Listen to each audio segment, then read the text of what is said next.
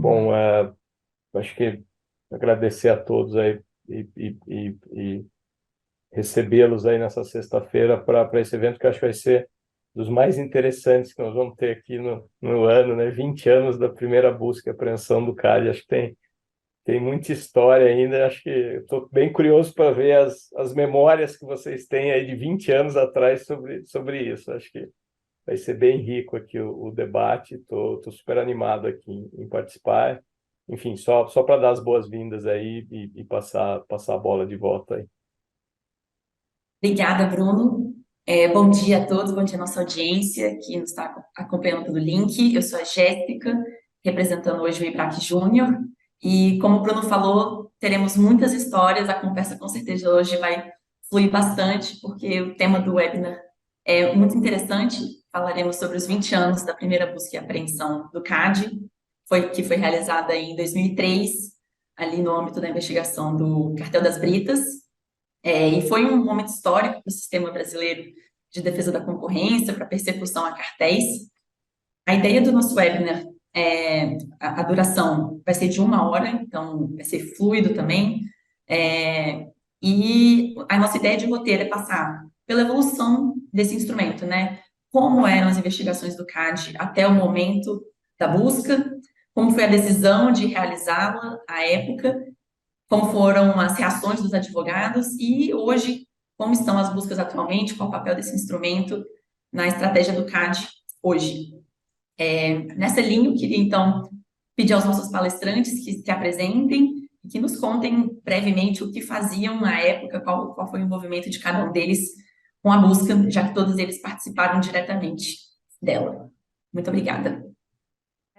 Bom, eu tinha 10 anos na época e fui participar da primeira busca e apreensão. Eu sou Fernanda Machado, então, sou atualmente superintendente adjunta do CAD. E à época eu era uma das técnicas, né, da coordenação de agricultura, a saudosa coordenação geral de agricultura e indústria, coordenada pelo Ribas. Então, agradeço muito ao convite, na pessoa do Ribas. Então, como eu disse, tive a honra de trabalhar com ele, uma pessoa com quem aprendi muito de defesa da concorrência e de coordenação de equipe. E também uma grande alegria estar aqui com você hoje, Jéssica, Pedro, advogados por quem eu tenho muita admiração e respeito. Então, estou aqui à disposição para a gente puxar pela memória ali tudo o que aconteceu.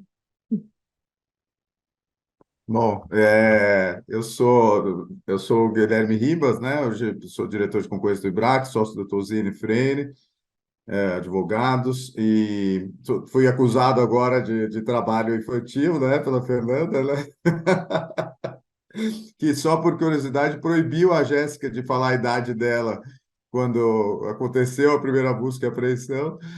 E realmente a gente está se divertindo muito aqui, como o Bruno disse, né? Desde que a gente pensou em formatar essa conversa, a gente tá lembrando e várias pessoas escreveram, ligaram para a gente para falar sobre o caso. Muita gente teve participação no caso, eram muitas empresas, o sindicato. E foi, de fato, como a gente vai falar aqui, uma revolução no antitrust brasileiro, né? Para quem ainda não atuava, ou para quem era muito novo na época, né? E não sabe como eram as investigações até então, aquilo foi uma surpresa, né? Obviamente, e pegou todos, né? Advogados, os praticantes do direito antitrust, é, de surpresa, e a comunidade internacional inteira, então foi muito falado, e era parte, como a gente vai dizer, de uma grande estratégia, né, liderada pelo Daniel Goldberg à época, de colocar o CAD no centro do enforcement anticartel no mundo. Então vai ser um prazer falar com todos. Eu era coordenador geral, como a Fernanda falou na época, então a gente era responsável, a Fernanda, eu e o Rodrigo Formiga, que era um técnico da SDE, éramos responsáveis direto pelo caso, e a gente vai contar um pouquinho como é que foi a preparação e o que aconteceu durante a busca e apreensão e o pós-busca também, com muita história, que levou até a condenação pelo CAD em tempo recorde, né? Foi muito rápido. Em 2006, a condenação das empresas. E, Pedro, você. Rápido demais, né, Guilherme? Isso a gente vai comentar mais para frente. Meu nome é Pedro Zanota, eu sou advogado em São Paulo, sócio do BRZ. Na época, eu já era advogado, estava em outro escritório, mas eu atuo com antitrust desde 1993. Vocês acham que 20 anos é muito? São 30. Eu era diretor jurídico da Bayer quando comecei a ir para Brasília acompanhar a CPI da indústria farmacêutica. E eu tinha tempo livre entre as sessões, eu passei a acompanhar a tramitação do projeto de lei que levou para a Lei 8884, na época, que tinha sido mandada para o Congresso. Então, foi aí que eu me encantei com o antitrust e comecei a correr atrás dele. Mas, no caso das Britas, eu estava em 16/7/2003, que foi a data da busca, eu estava em reunião com um cliente, nada a ver com o setor, quando toca meu telefone, já havia celular na época, e era um amigo que não me ligava há muito tempo. Eu pedi licença, saí da sala para atender, e me disse assim: você sabia que a Polícia Federal esteve no Sindipé? Polícia Federal, foi a palavra dele, né? Esteve no Sindipedras. Eu conhecia bem o Sindipedras porque tinha feito alguns trabalhos para eles, treinamento, regimento interno, e eu atuava bastante para empresas do setor. Por isso que eu tinha bastante contato com eles. Aí eu liguei para o secretário executivo do Sindipedras, Osmar Masson, já falecido, e ele atendeu. E eu perguntei: Osmar, eu tive a informação de que a Polícia Federal esteve aí. Ele: bom dia, doutor Pedro, vamos almoçar? Sim, claro. Falei: eles estão aí, né? Ele falou: claro, sim, sim, sem dúvida, o dia que o senhor puder. Eu falei: Osmar, me liga assim que você puder. Você quer que eu vá para aí? Ele falou: não, não precisa. Então, tá bom. Então, me liga quando você puder e estou à disposição de vocês para ajudá-los. No dia seguinte, ele me ligou depois, mais tarde. No dia seguinte, eu fui para lá, me contou um pouco como é que tinha sido. E, Jéssica, muito rapidamente, um episódio que a gente nunca sabe se é verdade ou se é lenda, mas que é divertido. Que na hora que eles entraram, era uma sala, a sala tinha uma porta de ferro com senha, mas que estava aberta. Aí eles entraram, tinha uma reunião. E segundo conta, Guilherme e a Fernanda devem saber se foi verdade ou não, o delegado: ninguém mexe em nada, não mexe nos papéis, nada, o que está acontecendo aqui? Aí o Osmar, muito ingenuamente, falou: é uma reunião de acordo. Eu sabia. Acordo do dissídio coletivo das empresas da Baixada Santista. Era uma discussão do dissídio deles, né? Enfim, essa foi uma das curiosidades. Eu, como disse, no dia seguinte me reuni com a diretoria do sindicato, fui contratado para cuidar do caso para eles, e depois, como eu era muito conhecido no setor, eu fiz algo totalmente impensável nos dias de hoje. Eu advoguei para o sindicato e para mais 5 empresas no processo. Chinese Wall, nem pensar, éramos eu e o Rabi, dois mosquiteiros aí tentando entender o que estava acontecendo, mas foi bem legal, foi bem legal. A gente vai ter oportunidade de detalhar um pouco mais a respeito. Com certeza, com certeza. Eu queria começar, então, pela Fernanda. Acho que podemos começar com você, Fernanda. Se você puder comentar como eram as investigações, como se dava a persecução a cartéis antes dessa primeira busca, que, como o Ribas falou, foi uma revolução, né? E surpreendeu tanto aqui no Brasil quanto fora as demais autoridades de defesa da concorrência. Tá ótimo, Jéssica. Então, à época, né, as investigações elas seguiam um caminho mais reativo, tradicional. Então, basicamente, eu entrei em 2002, né? Então tinha pouco mais de um ano. E a nossa rotina era realmente recebia denúncia, investigava, basicamente por meio de ofícios. Então, a gente enviava ofício para os potencialmente os clientes afetados, né, perguntando se eles sabiam, ou notavam algum comportamento estranho. E a gente sabe que cartéis são feitos para não serem identificados pelos clientes, né? Então, era muito baixa a probabilidade da gente conseguir alguma informação relevante, e mesmo se as empresas, se os clientes, né, respondessem, não, estamos notando alguma coisa estranha, provavelmente não teriam informações mais substanciais sobre o funcionamento de um cartel, né? E a gente também enviava ofício para as próprias empresas investigadas. Então, assim, olha, você está sendo acusada de fazer um cartel, você, né, já fixou preços, já acordou preços, ou participações e licitações com seus concorrentes. E, por vezes, a gente até recebia algumas respostas mais interessantes, como, não, imagina, nunca fizemos nenhum acordo formal, a gente só tinha acordos verbais, de um não atrapalhar o outro junto aos clientes ou à área geográfica de cada um. Então a gente às vezes recebia, mas era realmente bem, bem comum. Então, as empresas, elas já sabiam que essa era a nossa forma de investigar, né?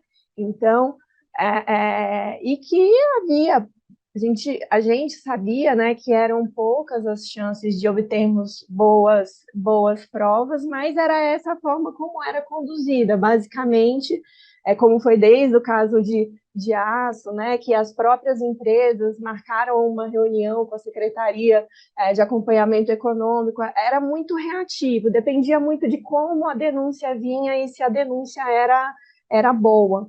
Então, em 2000, teve, né, uma importante alteração na lei de concorrência, então, na 8884, de 94, em que já havia sido previsto, tinham sido incluídos, então, a possibilidade dos acordos de leniência e da busca e apreensão.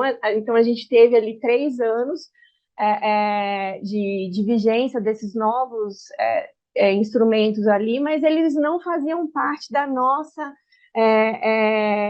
nossa realidade prática. A gente ainda não tinha tido, não sabíamos, né, como utilizar, e estávamos sempre à procura de um caso. E realmente só em 2003, né, quando houve uma mudança de visão na forma de investigação de cartéis, é que a gente, então, deu início a uma forma mais proativa de investigação, mas aí eu acho que isso é tema para daqui a pouco a gente comentar como foi a partir de 2003. Então, até antes era assim que a gente costumava investigar.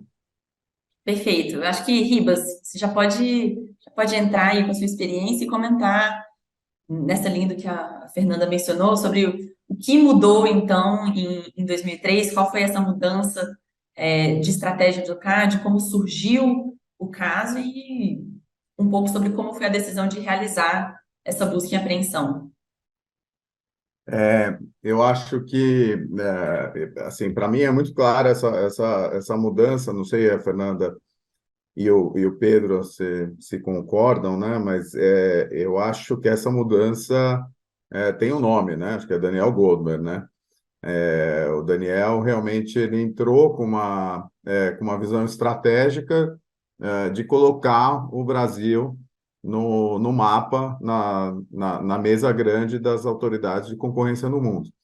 Então, é óbvio que isso é o trabalho de todos nós aqui em conjunto. Muita gente, muitos de nós colocamos aqui os nossos tijolos, né, para essa construção. Mas, sem dúvida, assim, olhando para trás, né, e vivendo aquele momento, a gente pode ver que o Daniel foi o grande arquiteto dessa ideia, né? Então, ele veio com uma missão, como a Fernanda disse, de vamos buscar casos, né? Então, ele queria implementar essas medidas, incutiu isso em toda a Secretaria de Direito Econômico. Então, a gente tinha ali, como técnicos, a missão de encontrar bons casos para fazer boas investigações. A Bárbara Rosenberg, né, que era diretora do DPDE na época, ela conta isso também, né, numa conversa com o Daniel falou, encontra o caso, nós vamos fazer uma busca e apreensão. E a Bárbara falou, nossa, vamos revirar aí, todo mundo revirando os casos, até que foi encontrada essa denúncia foi a Fernanda mesmo que achou, eu acho, essa denúncia do sindicato, né, das empresas de pedra habilitada. Era uma denúncia anônima, para quem pega os autos, conhece o caso, né? É caso livro-texto, né? É uma denúncia anônima de alguém que viveu o cartel internamente, provavelmente algum ex-funcionário de alguma das empresas que participava do cartel, que contou com riqueza de detalhes como que era a organização. Então, onde eles se reuniam, no sindicato, lá no centro de São Paulo, com qual periodicidade, que assuntos eram tratados, como que era a divisão de mercado entre as empresas que falhassem com as regras do cartel, como elas eram punidas pelo cartel, então tinha todo um sistema de monitoramento e punição. Então, era um caso de livro-texto. A gente pegou aquele caso, estudou o mercado, viu que era um mercado extremamente concentrado, então a gente fez um estudo econômico muito grande, com concentração ali na Grande São Paulo, que era o mercado relevante geográfico, aí de mais de 70%, acho que até 90% do mercado. Então, a gente viu que tinha uma plausibilidade daquela denúncia, e a gente começou a fazer algumas medidas de investigação. Então, fomos checar as empresas, fomos checar o Sindipedras, o Sindipedras, onde funcionava, e a gente contou aí com o auxílio da Polícia Federal para fazer algumas ações de monitoramento no Sindipedras, para ver se tinha movimentação. Então, a gente recebeu alguns relatórios de inteligência da polícia, falando que, de fato, vários executivos de várias empresas se encontravam com uma periodicidade tal, nas datas que eram, dos dias de semana que eram indicados na denúncia. E aí, a partir disso, a gente foi construindo as informações, tanto do ponto de vista econômico, quanto os fatos mesmos relacionados àquela denúncia. E a gente, então, reunidos lá, né, na secretaria, então, Fernanda, o Rodrigo Formiga, que eu comentei, que era o técnico do caso, o Daniel Goldberg, o Arthur Badin, que era o chefe de gabinete na época, que já trabalhava com contencioso antes de ir para o Ministério da Justiça, né?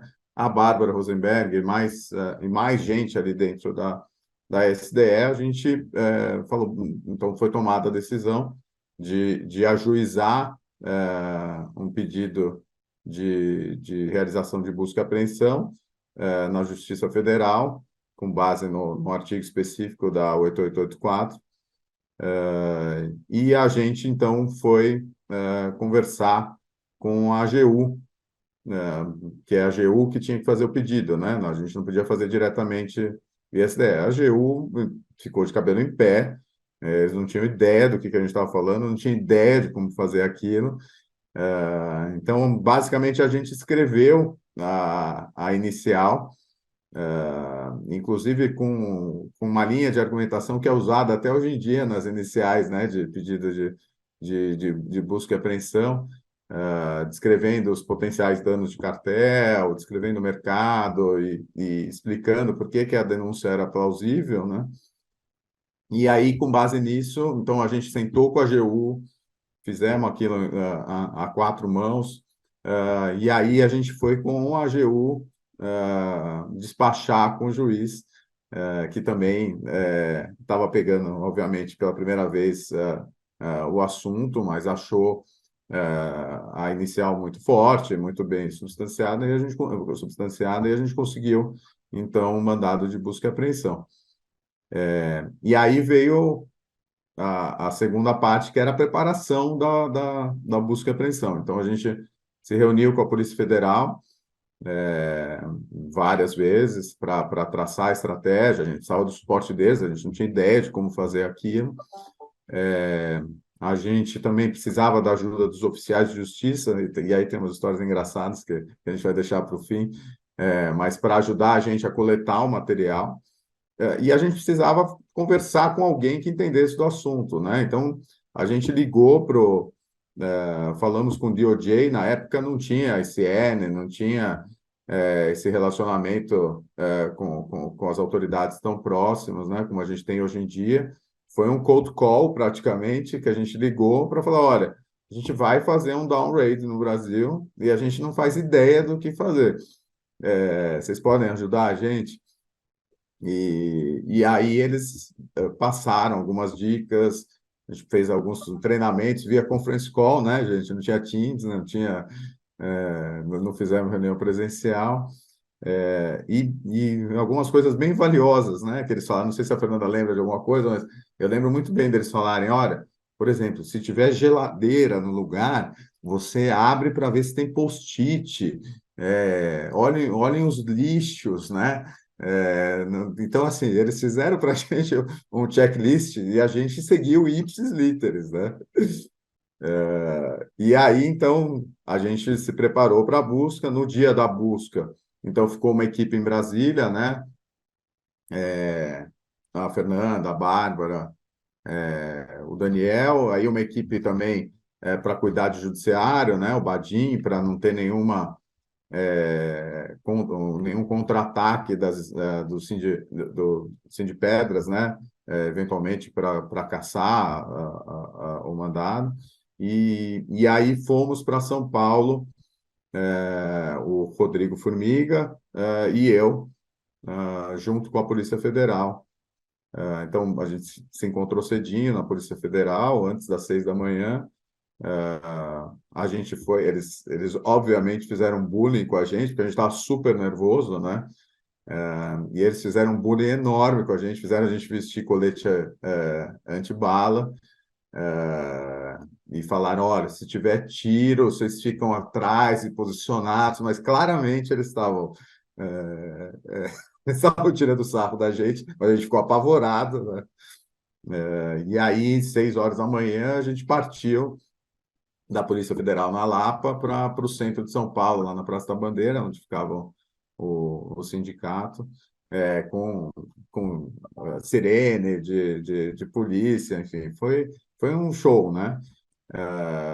E chegamos lá, e aí teve essa cena que o Pedro contou, todo mundo para de fazer o que estava, o que vocês estão fazendo? Mas essa história estamos fazendo acordo foi mais anedótica, eu acho. Acho que não foi com esse peso todo, assim. Ou a gente estava muito nervoso e nem percebeu que foi falado dessa maneira, viu, Pedro?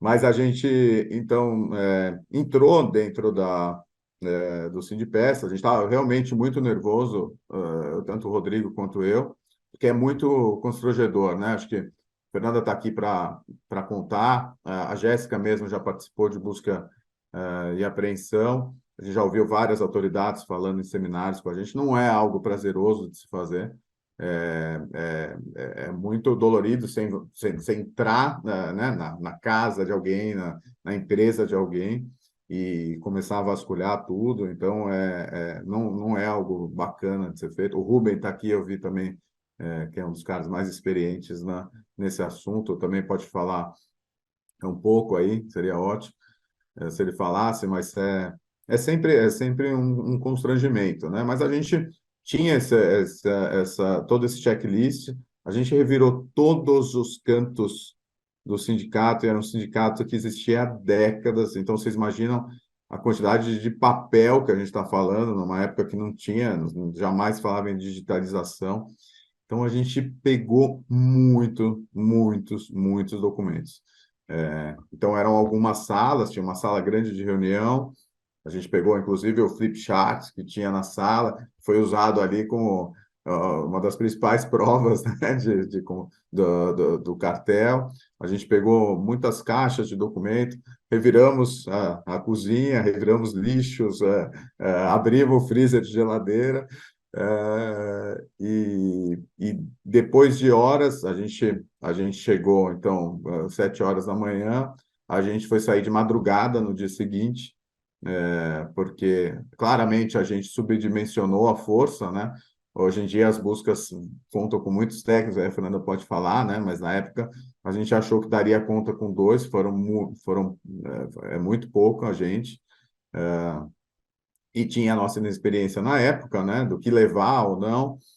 Então, na dúvida, a gente levava os documentos. É, não tinha cópia de HD na época, então a gente tinha que fazer cópia daquilo, a gente levou muitos documentos originais, e colocamos aquilo tudo dentro de muitos sacos, acho que, eu não sei se a Fernanda lembra o número, mas acho que era coisa talvez de 50 sacos de documento, sacos enormes, assim, e acabamos, lavramos o auto de busca e levamos tudo para a Polícia Federal para depois trasladar para Brasília. Então, essa basicamente foi um pouquinho do dia, mas muito tenso. Acho que é importante dizer que o presidente do sindicato, os funcionários, obviamente, trataram a gente muito bem, deixaram a gente muito à vontade. Então, transcorreu sem nenhuma grande anormalidade, como em outras buscas depois que eu participei. A Fernanda também tem história, não teve nenhum grande evento contrário à busca ou algum movimento que tenha sido ruim, que tenha atentado contra os técnicos, né? Pelo contrário, né? Acho que foi muito civilizada a operação toda. Perfeito. Bom, a AGU se surpreendeu, os juízes se surpreenderam, foi uma surpresa para todos, inclusive advogados, né, Pedro? Você começou ali falando no início, um pouquinho de como você foi procurado. Queria saber das reações gerais da época dos advogados e quais foram os passos ali após esse primeiro contato do trabalho, como foi a organização, quais foram os passos que se seguiram esse contato inicial. Um fato curioso, talvez o Ribas e a Fernanda possam explicar depois, é que a busca foi dia 16 de julho.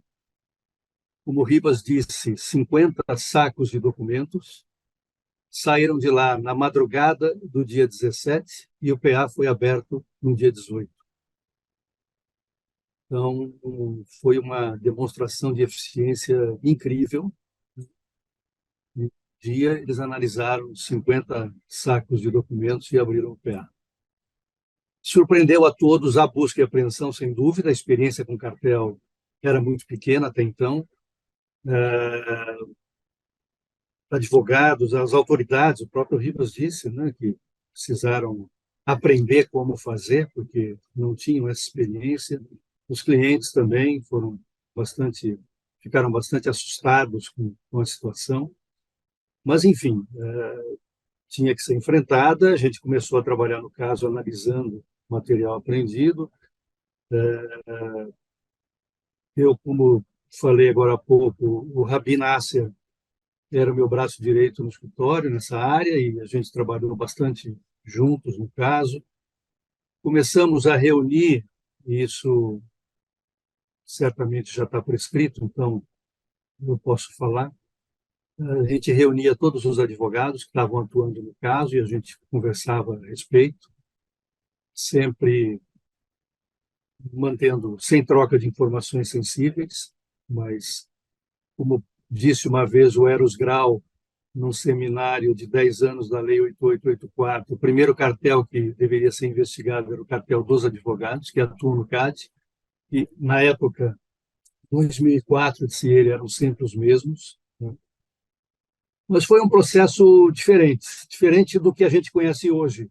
Processo sem nenhuma pessoa física, só as empresas foram investigadas, as pessoas físicas foram investigadas na área criminal, houve abertura de um inquérito, uma investigação. Marcelo Mendroni, que todos conhecem, foi o promotor que cuidou do caso. No criminal, a gente contratou para o Sindipedras o Zé Luiz de Oliveira Lima, o Juca e o Rodrigo Dalacqua, que fizeram um excelente trabalho, que culminou com um acordo base na Lei 9.099, que era vigente à época. O caso criminal foi encerrado dessa forma. Um incidente que houve no meio do caminho foi que, evidente, a gente estava ainda esperando as notificações, e o Rabi estava inscrito, se eu não me engano, foi a primeira turma que foi fazer estágio na OMC, em Genebra. Ele foi em setembro de 2003 para lá e ficou até dezembro. E o prazo abriu 10 de outubro e venceu em 10 de novembro, o prazo de defesa. Então, o Rabi, no meio do estágio dele, me ajudou a fazer as defesas, eram 6 defesas, o sindicato mais 5 empresas. Fizemos as defesas e à distância, e acho que conseguimos fazer um bom trabalho. Durante a instrução, interessante, a SDE e o Ministério Público optaram por fazer as oitivas em conjunto, aproveitando não só o administrativo, como o criminal também. E escolheram, acaso, uma delegacia de polícia na Rua Aurora, no centro de São Paulo, lugar agradável de chegar, agradável de entrar.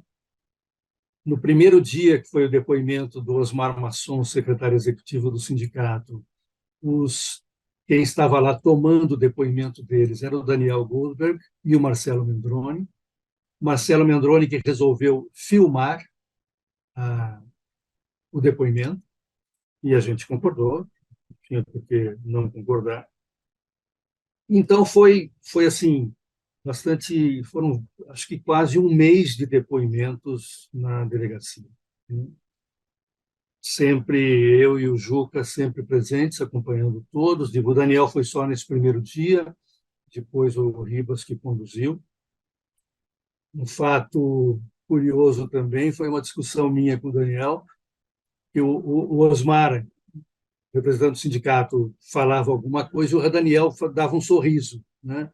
Como duvidando do que ele estava falando, né? E uma hora eu falei, Osmar, dá licença um pouquinho. Daniel, você podia parar de rir quando ele estiver falando? Não, mas eu não estou rindo. Não, você está rindo. Você está rindo e isso constrange a resposta dele, né? E isso consta da gravação, que foi gravado, está na gravação essa passagem também, né? Um outro ponto que eu me lembro da instrução, esses depoimentos já foram em 2004, mas na época a gente não apresentava as testemunhas na defesa, como é agora. A SDE dava um despacho abrindo prazo para indicação de provas e testemunhas, etc. E esse despacho foi publicado no dia 23 de dezembro de 2003, e pelo feriado, fim de semana, não sei o quê, o prazo venceu 31 de dezembro de 2003. Uma época boa para você ir atrás de testemunhas e arrumar qualificação e poder fazer uma indicação boa. E no dia 31 de dezembro, a SDE abriu pela manhã. Então, certamente para receber, não havia SEI, evidentemente, né? Eram protocolos pessoais, né? E assim se seguiu o processo até o final. Eu posso falar 2 coisinhas mais só, Jéssica, do processo? Com certeza, por favor. Tem 2 fatos também que na época nos chamaram a atenção, e eu chamaria de atípicos, se a gente pensar hoje. O primeiro deles foi que, depois das alegações finais, a SDE, como é hoje com a SG, a SDE fez um relatório final, recomendando a condenação de todos, abriu prazo para alegações finais, todo mundo apresentou alegações finais. Depois das alegações finais, a SDE juntou um estudo econométrico nos autos e mandou o processo para o CAD, de tribunal, né? Na época eram órgãos separados. Um estudo econométrico que concluía, que demonstrava alguns efeitos danosos do comportamento das empresas no mercado e sem dar oportunidade às empresas de se manifestarem a respeito. O tribunal, Luiz Carlos Prado, que foi o relator, o processo entrava no tribunal e ia direto para a Procad e para o Ministério Público, que apresentaram seus pareceres. E depois a gente insistiu, não só eu, como outros advogados que estavam atuando no caso, que o processo voltasse à SDE para que fosse aberto o prazo para a gente se manifestar sobre esse estudo. E a solução dada pelo Prado foi a de não considerar o estudo. Ele expressamente diz isso no voto dele. Ele não levou em consideração o estudo, disse que era desnecessário. Pela lei, vocês sabem, é desnecessário provar os defeitos, e que, portanto, esse estudo não deveria ser considerado, não iria ser considerado. Isso para não devolver o processo para a SDE, mas Procad e Ministério Público se manifestaram, aproveitando algumas conclusões desse estudo também. E depois nós soubemos, e também aí não sei se é fato ou lenda, que a razão pela qual esse processo tinha que ser julgado naquele período, foi o segundo semestre de 2005, se não me engano, ou meados de 2005, era que haveria um peer review pela OCDE e o CAD queria mostrar esse caso como um caso julgado em tempo bastante razoável e que isso ajudaria o peer review da OCDE. Esse foi o primeiro fato atípico, a juntada desse estudo. O segundo fato atípico é que, antes do julgamento pelo CAD, houve o Seminário Internacional do IBRAC, na Costa do Sauípe, onde a Bárbara apresentou o caso com todos os detalhes possíveis e imagináveis, defendendo as conclusões da SDE, na presença de todos os conselheiros do CAD à época, né? E também é algo que eu tenho certeza que hoje não seria feito, né? Causou um mal-estar muito grande. Você me perguntou como é que os advogados viram. Quer dizer, além de toda o ineditismo da medida de busca e apreensão e do processo em si, houve essa defesa de tese pela Bárbara no seminário do IBRAC. Então, foi isso. Aí, as empresas foram condenadas, é claro, e houve um outro fato que foi bastante assustador, especialmente para uma das empresas que eu defendia. A lei falava que a condenação era de até 20% sobre o faturamento das empresas, né? Havia já precedentes de que a multa tinha sido aplicada sobre faturamento do mercado relevante. Terminais portuários, cartel da ponte aérea, vendas da Microsoft em Brasília, que considerou só a venda para órgão público, enfim, havia precedentes. Neste caso, não foi feito nenhuma exceção, e um dos meus clientes tinha várias outras atividades no mesmo CNPJ, e a multa desse meu cliente, que foi de 20%, foram 6 empresas consideradas líderes, receberam 20%, as demais receberam 15%. E essa empresa teve uma multa de 200 milhões de reais na época. O faturamento total do mercado relevante investigado era de 150 milhões. A multa dela era maior do que todo o mercado investigado, né, que era a região metropolitana da Grande São Paulo. Estudamos o que fazer, conversei com o Prado, liguei, quando cheguei em São Paulo, aquela emoção do julgamento, né? Quando ele leu o voto, eu não me atentei para isso. Na viagem para São Paulo de volta, me deu estalo. Eu liguei para o Prado no dia seguinte, ele disse: não, talvez tenha passado, entra com embargo de declaração, que a gente pode esclarecer isso e tal. Entramos com embargo de declaração, foi negado, mantida a decisão, e aí estudamos o que fazer. O Rabi teve uma ideia que acabou sendo ótima, e contamos também, é importante que se diga, não sei se a Maria Cecília está aí, mas na época a gente pediu ajuda para poder. Era um caso muito grave, para a empresa era um caso muito grave, essa multa de 200 milhões. E contratamos, na época, a empresa contratou o Biratã Matos e a Maria Cecília Andrade, que tinham saído do Piero Neto recentemente, e nos ajudaram a preparar esse pedido de revisão que o Rabi tinha imaginado. Pedido de revisão é um recurso com base na lei do processo administrativo, não tem na lei do CAD, evidente, e é um pedido que só é possível se há um fato novo e uma circunstância relevante. O fato novo que nós mencionamos foi a decisão do CAD, que era um fato novo. Circunstância relevante, o valor da multa. E entramos com os embargos, com o pedido de revisão. E passou um tempo e o CAD acabou julgando favoravelmente, reduzindo a multa de 200 milhões para 13 milhões, perdão, para 2 milhões e 600, porque o faturamento da empresa tinha sido, na Brita, tinha sido de 13 milhões. Então, a multa dessa empresa foi reduzida dos 200 milhões para 13, e eu acho que eu posso falar, o Prado não vai se incomodar. Ele me pediu, falou, olha, a gente provavelmente vai deferir o seu recurso e tal, mas eu queria te fazer um pedido. Queria que a empresa pagasse a multa e não recorresse ao judiciário. Fechado. Ser definido os termos que a gente pediu, eu não preciso nem falar com eles, a gente paga. E foi assim que aconteceu. Depois da decisão, a empresa pagou a multa, não recorreu do judiciário e a vida seguiu.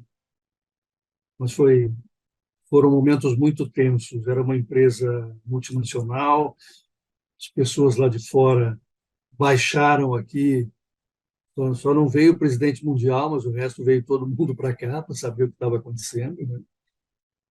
E era um risco que a gente sabia que era possível, mas eu sempre dei muita segurança a eles de que, ainda que acontecesse, a gente conseguiria reverter. Mas dormir com uma multa de 200 milhões para um executivo não é algo fácil, pensando nos seus auditores, pensando no balanço, pensando nos resultados. Foi algo bastante tenso que, felizmente, acabou se resolvendo bem. Acho Então, que é com isso, Jéssica. certeza, um caso emblemático do início ao fim e para todos que participaram, autoridades, advogados e empresas. Como a gente está se aproximando aqui do fim, eu queria voltar a palavra à Fernanda para ouvir um pouco dela sobre como as buscas se desenvolveram desde então, como elas estão hoje, qual o papel das buscas e apreensões hoje na estratégia do CAD. E aí depois a gente passa para contar um pouquinho de curiosidades, ouvir quem está nos escutando também. Tá ótimo, Jéssica. Bom, a busca e apreensão continua sendo, né, realmente um importante instrumento de investigação para a gente. Ela compõe essa nossa estratégia de detecção, de desestabilização, né, de cartéis no Brasil. A gente, nesses 20 anos, já foram mais de 55 buscas e apreensões realizadas, tanto na esfera civil, né, solicitada pela Lei de Defesa da Concorrência, como também quando realizada pelas autoridades criminais e que a gente participa com autorização judicial do cumprimento dos mandados. E no início, realmente não tinha essa expertise específica, como o Ribas colocou, sempre foi na cara e na coragem ali, no bom senso e no conhecimento que tínhamos junto a outras autoridades de defesa da concorrência e também contando, né, com as autoridades criminais para explicarem como é que funcionava esse tipo de diligência para o qual não fomos treinados, né? Então, a equipe sempre foi muito ponta firme nesse sentido. E, assim, comparando um pouco, né, das primeiras para o cenário que a gente tem hoje, então, no início, a gente tinha uma equipe reduzida, os técnicos faziam tudo, né?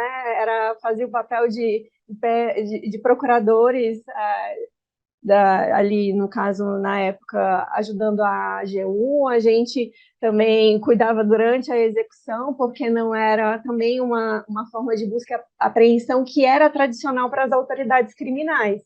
Então, durante muito tempo, a gente entra, quando a gente vai, a autoridade policial sempre fala, nossa, mas que busca e apreensão chata de vocês, né? Vocês ficam mexendo em papel, assim, ficam olhando papel para só selecionar o que vocês vão trazer. Então, nesse início, até a gente organizar como que seria a nossa forma de trabalho, ele sempre foi muito no famoso aprendendo fazendo, né? E hoje o que a gente tem, temos uma equipe maior, né? A gente tem uma equipe dedicada a essa parte de organização das buscas e apreensões hoje, então que faz todo o contato com a autoridade policial, com o Ministério Público. Então a gente já tem, né, o nosso método para como organizar, estimar a equipe. Era muito isso que o Ribas falava. E olha que a gente não tinha tantas pessoas para levar, né? Hoje a gente tem essa equipe maior e que nos ajuda nesse dimensionamento das equipes. Já analisamos os locais antes para a gente ter toda essa parte da estrutura da busca organizada. Além disso, a gente tem a preparação dos nossos servidores, né? Então, isso que o Ribas falou é muito verdade. A gente é uma situação muito constrangedora. Os servidores que estão aqui no CAD não têm formação para isso, em geral, né? Muitos poucos vieram de experiências criminais. Então, o que a gente fez é sempre, o que a gente tem feito mais recentemente também é cuidar da preparação dos servidores. Então, a gente hoje tem oficinas de busca e apreensão que são realizadas periodicamente para treinamento dos servidores, né? Então, é também divertido, a gente tem uma parte teórica e uma parte prática, então, de uma busca simulada, em que a gente treina o pessoal nas principais questões que surgem, nos principais problemas que podem ocorrer, desde a coleta do material. Até hoje tem essa orientação, Rivas, do checklist de olhem os lixos. Já encontramos provas em lixo. Então, desde a coleta e como resolver, então, esses problemas, para a gente, na medida do possível, dar segurança para os nossos servidores, dar mais tranquilidade e explicar o que vai acontecer naquele dia. Então, também temos essa equipe experiente que ajuda na organização inicial. A gente tem o manual de busca e apreensão, né, de 2017, disponível no site, em que a gente explica passo a passo dessa diligência, quando a gente usa, qual é a preparação, como é a deflagração, quais são os procedimentos, e também a gente vê muito, né, que nesse início do nosso programa de combate a cartéis, as leniências ainda eram poucas. E como a gente tinha essa política bem determinada e direcionada pelo Daniel, executada ali pela Bárbara Rosenberg e pelas equipes, de a gente ter investigações mais proativas, a busca e apreensão foi uma forma de a gente dar essa movimentada nas investigações.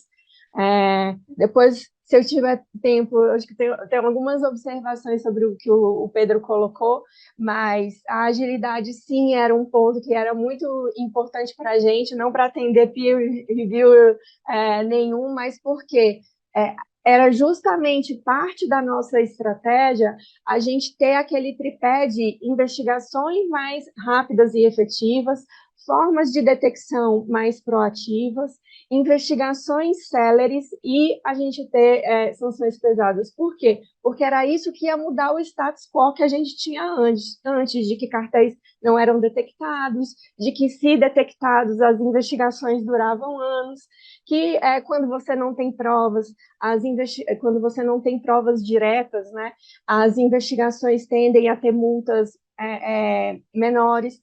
Então, o caso de Britas, obviamente, como todo procedimento, o processamento, como era novo, surgiram coisas que fazem parte de qualquer processo de construção de um novo caminho, eles ocorrem, mas eles sempre foram voltados para a gente ter uma nova forma de investigação de cartéis no Brasil. Então, o objetivo era a gente ter a análise rápida, e os 2 dias depois da instauração da busca e apreensão foi porque a gente já tinha robustos elementos antes, que já tinham o objeto, o delineamento do objeto e da investigação que a gente tinha. Então, a triagem foi, sim, feita de uma forma muito rápida, porque o objetivo é que a gente tivesse esse ciclo inteiro de um processo administrativo com um retorno rápido. E eu acho que isso ficou muito evidente, porque até então, né, com a qualidade e o tipo de prova que foi utilizado, que foi diferente do tipo de prova obtido em outras investigações, então, para mostrar a importância dessas formas proativas de investigação, quando você tem a prova direta, a gente sabe que isso tem um diferencial na forma da condenação, né? Então, a gente passou de sanções que até então eram de 1%, 2% do faturamento da empresa, para multas que, nesse caso, foram de 15% do faturamento a 20% do faturamento da empresa. Então, isso mostrou a consistência e mostrou o tipo de cartel que a gente priorizaria a investigação dali em diante.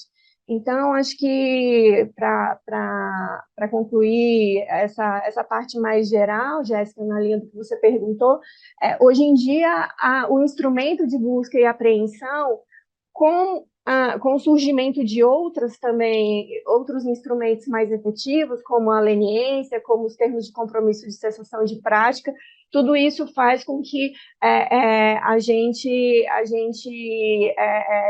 tenha... tivemos aí cerca de 2, 3 buscas e apreensões por ano, e isso se coordena bem com os outros instrumentos que hoje em dia a gente tem. Eu acho que seriam alguns comentários iniciais sobre o Muito tema. Ficou obrigada, algum tema? Fernanda. Tá bom. Não, eu só ia comentar aqui realmente, assim, especificamente sobre a questão de como o CAD desenvolveu, né, as buscas e apreensões e como melhorou muito a expertise. Eu sou testemunha disso, porque eu participei de uma busca e apreensão quando era servidora na CGA 8. Não tenho tantas curiosidades quanto vocês, porque, de fato, o CAD já tinha desenvolvido muito, né, o procedimento, participei desse treinamento, mas, assim, da minha experiência, a preparação foi o máximo, porque ter esse treinamento, né, com a própria equipe do CAD, eu me lembro que a minha simulação foi na CEGEP. Então, ver ali o pessoal que você encontra todos os dias nos corredores, atuando nos papéis, né, para preparar a equipe e prever ali algumas das situações que possivelmente vão ser enfrentadas no dia da busca. Realmente, eu vi, assim, que o procedimento hoje já é muito bem trabalhado dentro do CAD e minimiza, com certeza, muitas das surpresas que todos vocês tiveram quando da busca. A gente está no finalzinho aí, batendo 1 minutinho, mas queria abrir tanto para vocês, Pedro, Fernando, Guilherme, se quiserem comentar mais alguma curiosidade, algum evento engraçado aí dessa experiência, e também a quem está na nossa audiência, o Guilherme já intimou ali o Rubem a compartilhar também suas experiências ali coordenando as buscas. Fiquem à vontade. O Rubem, a gente só marcar, ele foge da gente, né, do IBRAC, né? A gente só marcar uma sessão específica com ele para ele trazer os causos, né? porque ele é um bom contador de história e ele é o cara que mais entende disso junto com a Fernanda hoje em dia no CAD, né?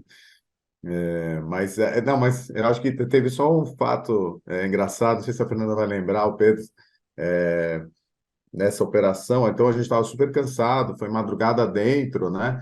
E a gente estava com 9 oficiais de justiça ajudando a gente a preparar o laudo da busca e apreensão, né? E aí uma das oficiais de justiça esqueceu, o Rubem apareceu, esqueceu dentro de um dos sacos que a gente lacrou a pasta dela com todos os mandatos de citação que ela tinha para cumprir no mês. E aí, a hora que ela percebeu, saiu todo mundo de madrugada, cansado, a hora que ela percebeu, e aquilo foi para Brasília, e aí precisava ter a audiência de deslacre do material, né? Então demorou para caramba para voltar, ficou desesperada com o trabalho, mas não tinha muito o que a gente fazer.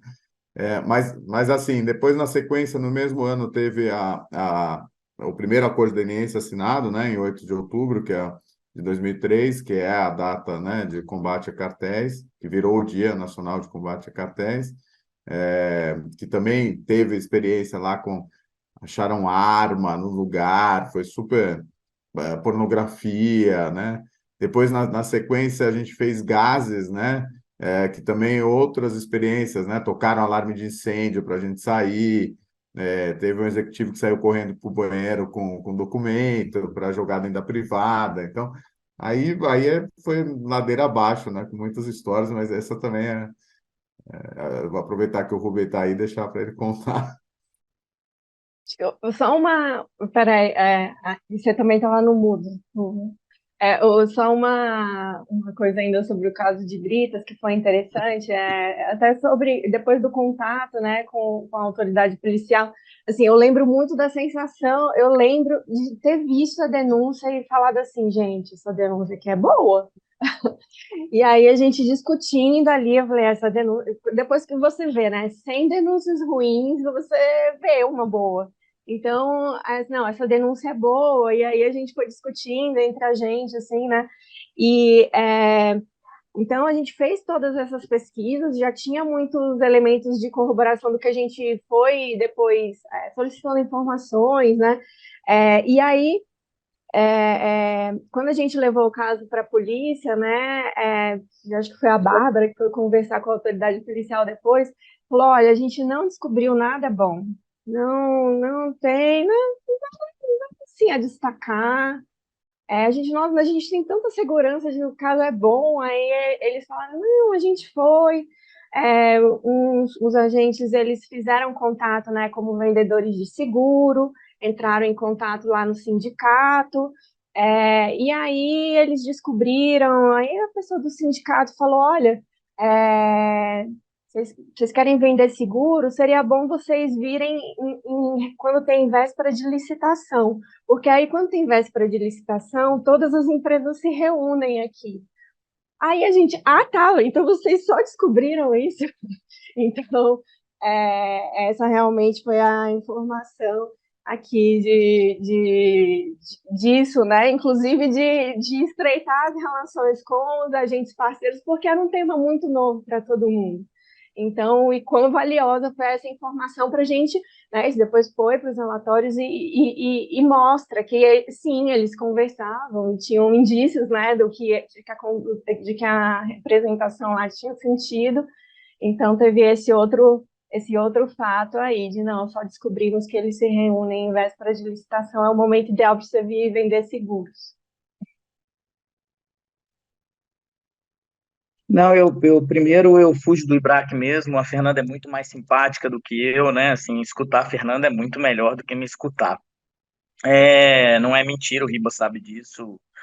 Mas quanto àquilo que vocês falaram do desconforto, eu queria falar uma frase que a gente sempre fala no treinamento, que acho que é uma frase muito símbolo da busca e apreensão, que é quando você está entrando, você mostrar para quem que você está entrando que nem você quer estar ali e nem ele te quer ali. Então, assim, acho que essa é uma frase muito importante. Olha, nem eu quero estar aqui, nem você me quer aqui.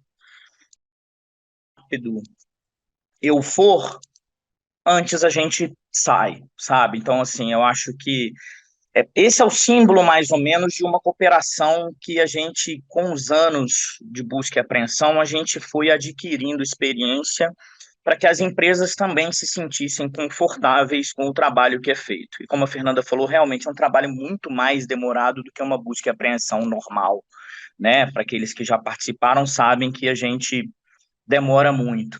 E uma outra preocupação que a gente sempre tem é qual é o lugar estratégico da empresa que eu preciso fazer primeiro. Eu acho que essas são as coisas que fazem com que essa confiança ela aconteça. Então, assim, mostrar que nós estamos preocupados com o funcionamento da empresa. A função do CAD não é interromper o funcionamento da empresa, né? Algumas empresas de logística, por exemplo, que a gente já entrou, era muito nítido para a gente que, sim, olha, os sistemas de informação de logística, eles não podem parar. Imagina uma carga ser perdida nesse momento em que a gente está fazendo uma busca. Então, eu acho que essa foi uma construção que aconteceu, fora uma série de outras coisas que realmente, assim, já se alteraram, né? Muitas coisas se alteraram. Esse treinamento é um treinamento que é bastante valioso, eu acho, mas eu acho que essa é a frase símbolo, eu diria, tá? Que é nem você me quer aqui, nem eu quero estar aqui. Então, assim, o quão mais rápido eu for, melhor é para todos nós, sabe? Eu acho que essa é a grande questão. E histórias de coisa dentro do malote, só para um celular ligado, tá? Que tocou a noite inteira num malote apreendido, tá? Ficou a noite inteira tocando. Então, assim, histórias a gente tem um monte, é verdade, tá? Eu agradeço aí, não era, eu estava aqui só para assistir, tá? Parabéns pelo evento, tá? E um grande abraço para vocês. Ribas, um abraço, Pedro, Obrigadão, Jéssica, Rubem, por participar. bom? Muito Ô, obrigada, Rubens, Rubem. muito rápido, Jéssica, eu acho que a Fernanda caiu, né? O dia seguinte, quando eu fui no Sim de Pedras, quando eu estou subindo, eu comentei com o ascensorista, né? Ontem foi movimentado aqui, né?